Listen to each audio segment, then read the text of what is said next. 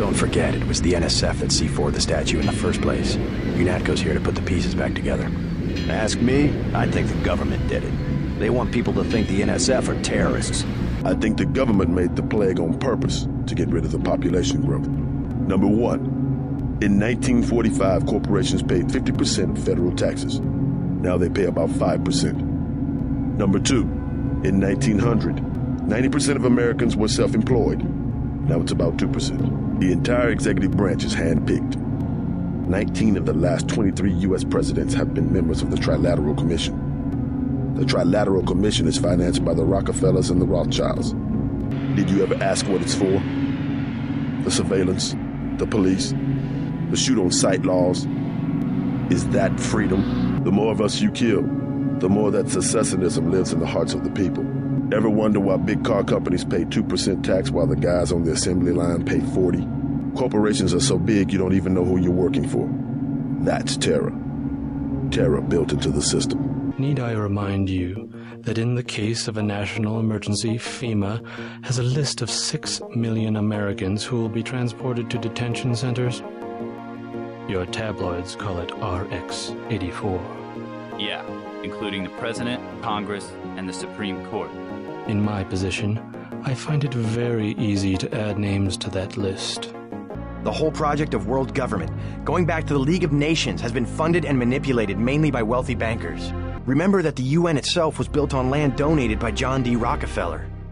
The wealthy have always been the ones to profit from one world government. The United Nations' secret goal... Well, this is David Rockefeller's description from a half a century ago. The supranational sovereignty of an intellectual elite and world bankers. Everything's so compartmentalized.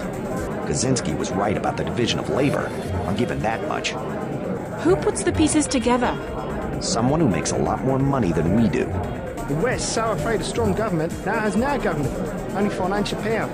Our governments have limited power by design. Rhetoric? You believe it? Don't you know where these slogans come from? Well-paid researchers. How do you say it? Think tanks? Funded by big businesses. What is that? A think tank? Privately funded propaganda. The Trilateral Commission in the United States, for instance. People know the government has a vaccine. Riots everywhere. The same corporation that makes ambrosia also manufactures the virus. Quite convenient. They're infecting people on purpose, huh? Executive Order 109090. It lets us take over all modes of transportation. FEMA can do that? If the President declares an emergency, Executive Order 109095, we can take over the media. All of it? Any and all. Executive Order 109097. We can take command of natural resources. RX-84. What's that? One of the plans. You haven't heard of RX-84? Uh-huh.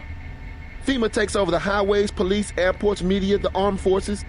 But they still report to the President, right? Not until the end of the emergency. That's for efficiency. Also, they have plans on the books to arrest 5 million Americans the day the emergency is declared. Terrorists? Immigrants mostly. But also anyone the FBI has been watching. I have seen it since I was a girl, the plotting and scheming of corporations to make Europe into one big country with no separate languages, cultures, or tastes. It's more than Europe they plan to unify. Some people just don't understand the dangers of indiscriminate surveillance.